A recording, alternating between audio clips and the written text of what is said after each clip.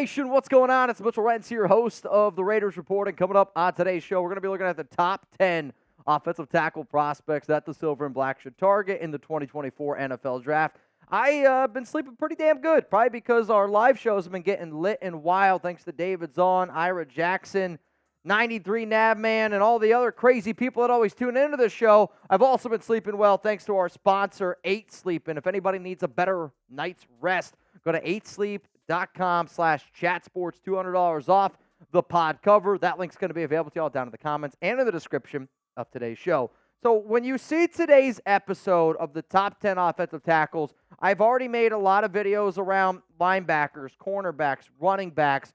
When you think about the top 10 OTs, I want you to think about it based on the idea of top players at their position, right? Like who are the best overall offensive tackles based on fit, based on where you would have to get them in the draft. That's how I want you to think about this rankings. Also, if you enjoyed this video and you want to see more top 10 target videos at each position, I am making a video around every single position. So Antonio Pierce, Tom Telesco, they got some tough decisions to make.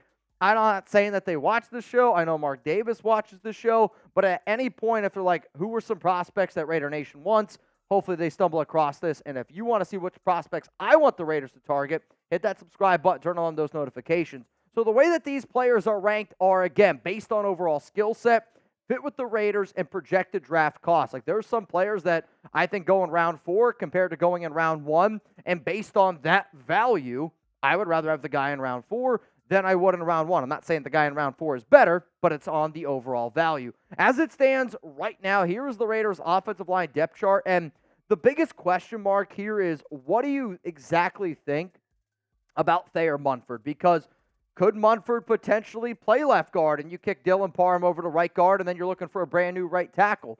Could you potentially have a situation where Munford gets, kicked over to right guard and you're still looking for a right tackle? A lot of different question marks, but to me, it all circulates around the confidence level that this organization has in Munford, because there's a lot of people that when you talk about tackles, you talk about the right side. If the Raiders are really confident in Munford, and to me, if you're putting 6 to 10 on this question here, you're not taking an offensive tackle at pick number 13. You're going to wait for somebody a little bit later. However, though, do you really want a rookie quarterback? Gardner Minshew, Aiden O'Connell playing behind a right side that could potentially be pretty weak. If you're answering 5 and below, then you're probably on that board of, yeah, we should get an offensive tackle very, very early. So be real with me. What is your confidence level in Thayer Munford? Scale it from 1 to 10. 1 being you're not confident.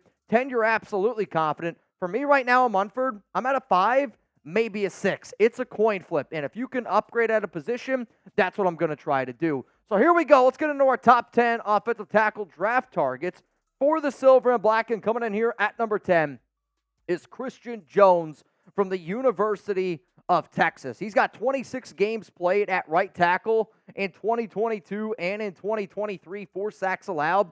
The year before that, in 2021, he did play at left tackle, though I just think his overall skill set is better on the right side. When he wins at the collegiate level, he uses his length, he uses his power. His hand strength is very impressive. Like when he hits somebody in the chest, they definitely move back. His footwork is not great.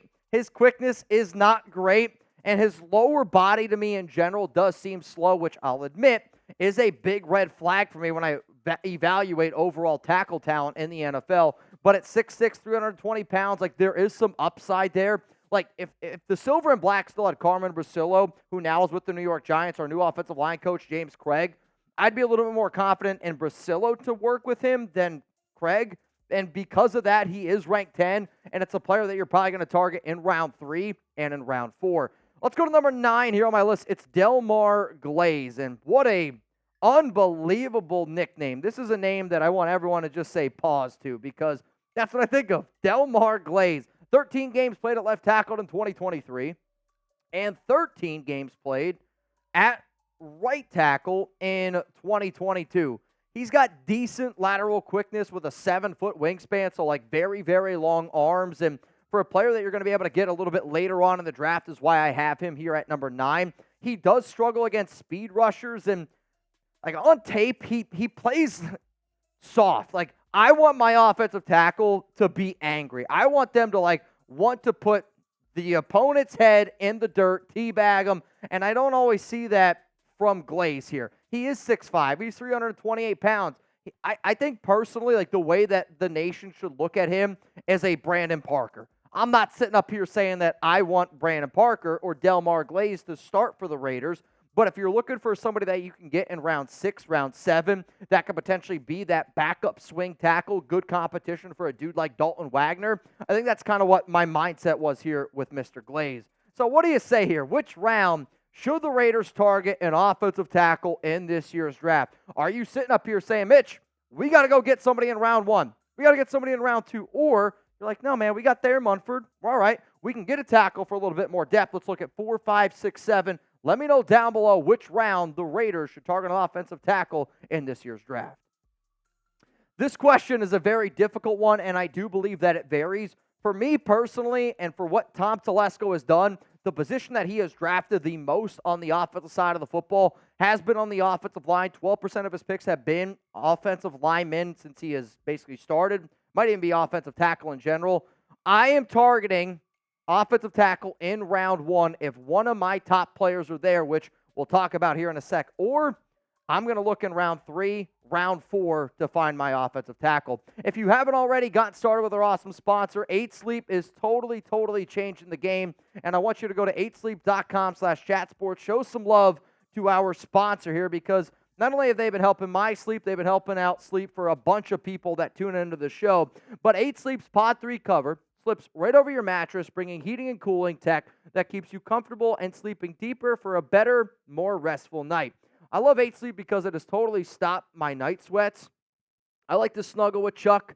You guys know I like to snuggle with my fiance, Alex, and thanks to 8 Sleep, I don't wake up sweating, and I get a better night's sleep. The pod cover will improve your sleep by automatically adjusting your bed's temperature based on your individual needs. The cover can be added to any bed like a fitted sheet and allows you and your partner to cool or warm your side of the bed as low as 55 degrees and up to 110 degrees. In addition to keeping you at the perfect temperature all night, the pod also tracks your sleep and health metrics. On average, pod users see their sleep quality improve by 32% after just a month on the pod. So go to 8sleep.com/chatsports and get $200 off plus free shipping on the pod cover by 8 Sleep. Invest in the rest you deserve with the 8 Sleep pod. So if anybody saw that, wants to get started, again, link available down in the comments, down in the description of today's show. Let's go to number 8 here. Troy Fautanu, the offensive tackle, we'll call him offensive lineman from Washington. And what's interesting about this is some people are going to look at him and say, Mitch, you're way too low on him. The reason why I have him at 8 is because I do think that he could be an offensive tackle. However, I believe that he is going to be an offensive guard. In his highest upside to me is guard. And because of that, I'm not going to draft a guard at number 13. If the Raiders have the ability to get him in the second round at pick 44, I'm on board with that. I just don't think that he's going to be available by pick 44. He also plays on the left side of the offensive line. So if the Raiders were like, hey, Colton Miller, we want you to play on the right side, that could be an option because they like Thayer maybe a little bit more at left tackle. You could draft Fautanu, have him and Thayer battle it out on the left side, and winner gets left tackle, loser gets left guard. Could be just an option to consider. I love his tenacity. I love his footwork. He's got that mindset that you want in an offensive lineman, that you want somebody that's like, you know what, I'm putting your dick in the dirt on every single snap, and that's what he does. He's from Henderson, Nevada, very close to home, 6'4", 317 pounds. The Raiders would be able to have a local visit with him, so it wouldn't count as their top 30. But because that he plays on the left side, and because I am evaluating a lot of these players more on the right side of the line, because that to me is a bigger need, because I believe Colton's going to want to stay on that left side, Troy Fautanu comes in here at number 8. Let's go to number 7 here. Kingsley Suamataia, I think is how it is. He's the offensive tackle for BYU, and you know what? I would love to sip a Mai Tai on the beach right now. I'd also love to see this guy on the Raiders in the correct round. He did play left tackle last season. To me, though, he was better at right tackle back in 2022. He didn't allow a single snap in 2022. That was 687 snaps. He's got good size. I like his play strength. He brings that physicality. The problem that he's going to have in the NFL is his hands are sloppy. And my comparison that I'm going to use on tape here is, have you ever shaken somebody's hand? Like man to man, and even there's like times where, if a man shakes a woman's hand, like I've had people tell me, when you give a handshake, you ever have somebody's handshake and you're just like, that's a dead fish in my hand. Watching the tape here with Kingsley when he's going up against somebody, you could tell that he's just not packing a lot of punches with his hands. And when somebody's fast, they beat him. Like, I would love to see what Max Crosby does here to Kingsley, because if he's able to figure out that hand strength and figure out that violentness that you want from an offensive lineman, I do think he could be a much better of a player. But this is somebody that I would target at pick 44 and no higher. Let's go to number 6 here. It's Blake Fisher, right tackle for the Notre Dame Fighting Irish. And there was a ton of talent here. Like, some people, and I love me some Joe Alt. We'll talk about Joe Alt here in a minute. Fisher might actually be more athletic. He's just not even close to as technically sound as Alt. And I like his agility. And I do think that he's got that ability to shine when he's making his way up the field on some of those combo blocks. We know Telesco loves Notre Dame prospects. They're usually a little bit more smarter. My biggest knock on Fisher, though, is his inability to get off the ball. Like, when you call hike, I'm going to bet most of the time Fisher's going to be the final guy that takes that back step. Like, we always talk about acceleration going forward. Fisher's inability to accelerate going backwards is concerning. 8 sacks allowed the last 2 seasons with the Fighting Irish, and he's got that athletic ability. Like, and if you are very, very confident in your offensive line coach, then I think that you take a shot on Fisher. And where I would target him personally is round 5. I think there might be some people out there that say, you know what, I can make the most out of this kid, and they might take him in round 3. Round 4, I'm okay with it at 112. Round 5 is where I would like this value a little bit more. But at pick 112, pick 148, this is more based on the idea that said, hey, you know what? We had to trade up for a quarterback. Or Terrion Arnold was on the board early on, and you decided to neglect the offensive tackle position in those first 2 rounds.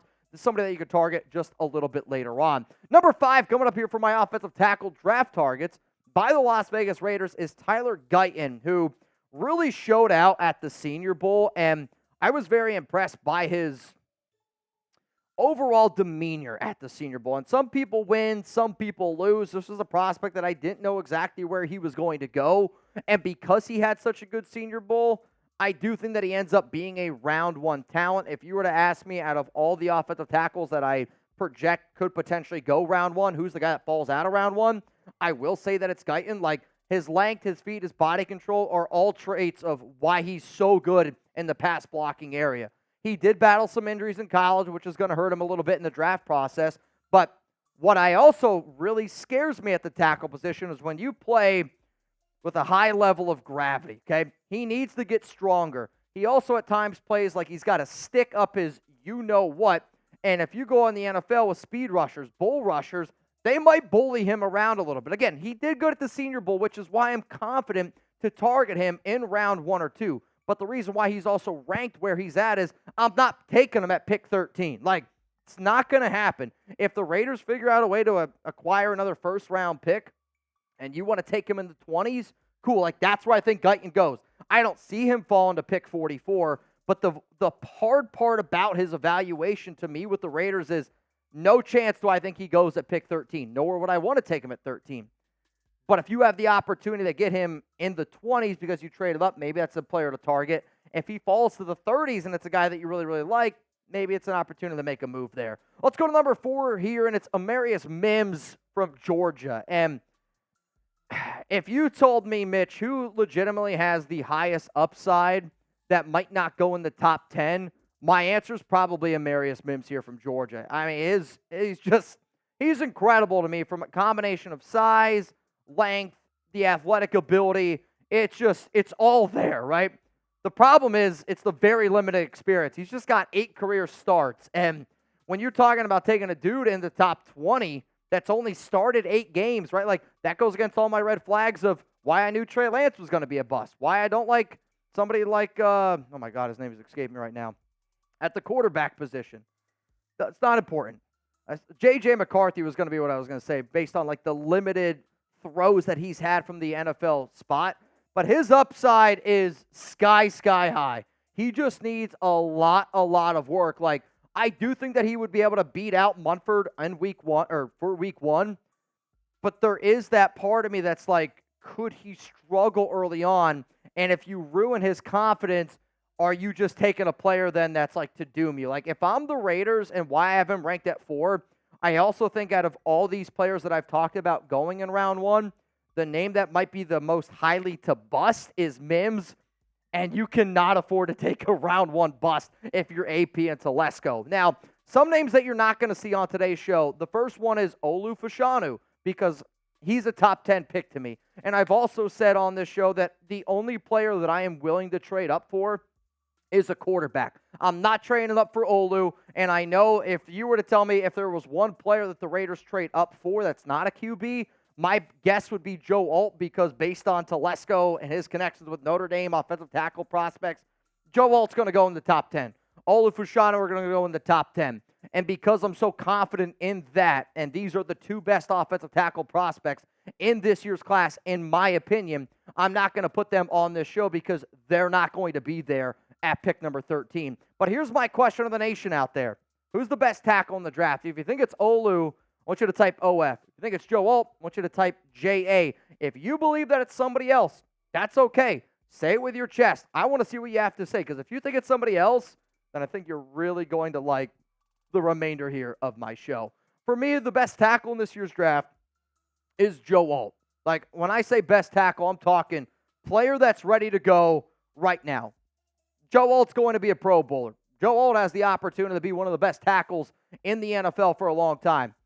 Olu might have the highest upside out of any of them because of his just stature and because of his athletic ability. Also, though, both of those guys are playing on the left side. And if the Raiders ended up drafting either of them, I would actually have them play on the left side and kick Colton Miller over to the right side.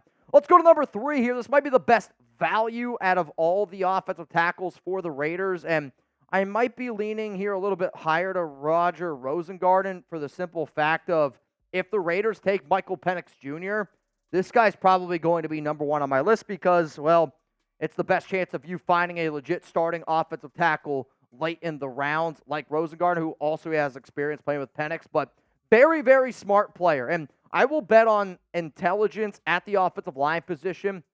A lot of the times, like, if you were to tell me, Mitch, would you rather have a very athletic and dumb offensive lineman or a very smart and not as athletic lineman? I'm actually going to take the intelligent one because I think it's one of the positions that we don't talk nearly enough about, but the intelligence level that you need to have to play O-line at this level, it's so important. Like, I will say his tape really struggled against Michigan. Am I worried? Is he going to struggle at the NFL level because he's not athletic enough? Yes, I am worried about that. But 0 sacks allowed in 28 games the past 2 seasons, protecting Michael Penix Jr.'s blind side. And because of that, I believe if you can get this guy, I don't love the idea of taking him at pick 77, but there are some people that think that he is going to go in round 3.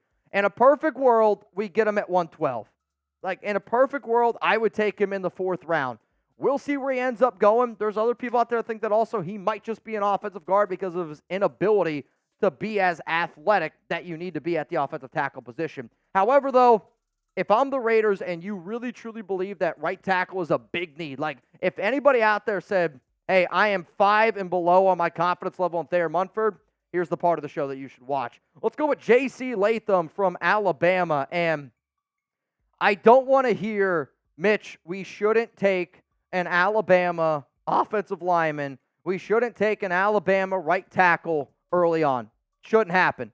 I don't want to hear it. J.C. Latham is so much of a better prospect than Alex Leatherwood ever was. I mean, we didn't even have a first-round grade on Leatherwood.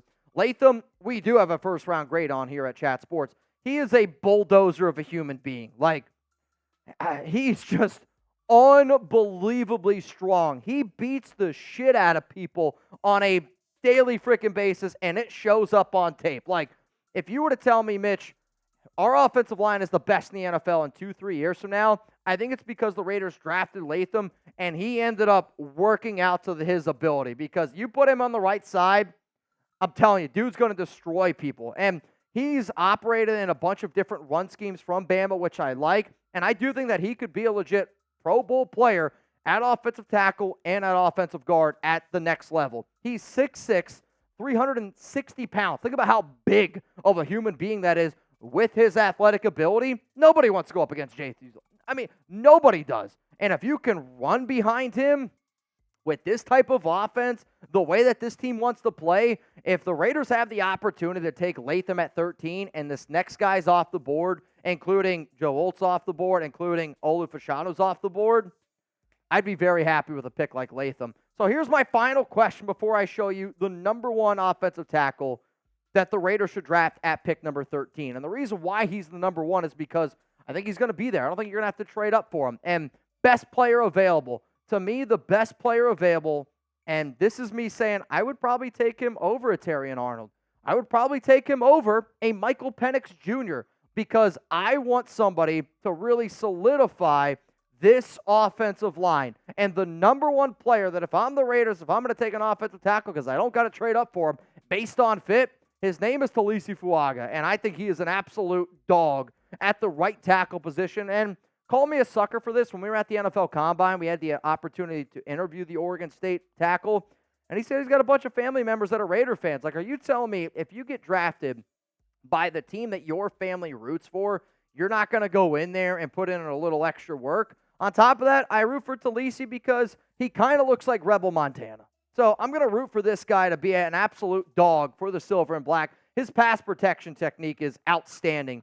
His run game technique does need a little work, but like what I love about his technique a lot of times, especially in the run game, is this is a dude that's literally trying to embarrass you every snap, and I respect the hell out of it. Like, I said it before in a joking matter that he reminds me of Jermaine Illuminor on steroids. Obviously, he doesn't take them, but like, imagine Jermaine, and now you just have the better version of him with Taliese. He is violent. He is a tone setter. He's somebody, you get done playing 4 quarters of football, and you're like, holy shit, dude. Like, my body hurts. 0 sacks allowed, 2 years at Oregon State, and they didn't have outstanding quarterback play there by any stretch of the imagination. 6'6", 335 pounds, the way he moves, the way he hits people, the mindset, the mentality. If you add Taliese to your offensive tackle group next to Colton Miller, like, my perfect offensive line for the Raiders this season is Colton Miller at left tackle, left guard, call me crazy, Thayer Munford, Andre James at center, right guard Dylan Parham, Taliese Fuaga at right tackle. That's the best offensive line in the NFL. If you don't agree, come at me at Mitchell Renz 365. So let's go through these offensive tackle targets one more time here. And again, if you want to take a screenshot, if you want to share them on social media, you can do so at Mitchell Renz 365. Twitter, IG, I'm ready for all the haters and losers to come at me. But, hey, I do like making these shows a lot. I'm excited for the NFL draft. And if you don't already know, Jeremy Chugs and I, we're going to be live on draft night. All 7 rounds. Every single pick. A lot of giveaways, a lot of fun. And I'm telling you what, we've done a lot of crazy stuff on this show. I have a feeling this NFL draft is going to be the craziest that we have ever seen in Raiders Report history.